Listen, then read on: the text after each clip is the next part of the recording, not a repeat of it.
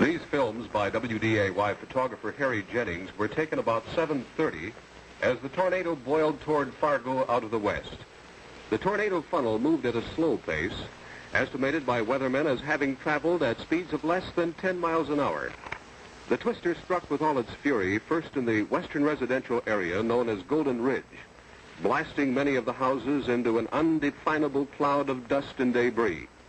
From here, the angry storm tore at a large section of Fargo, raging across a part of the northern residential area, then between Golden Ridge and the river.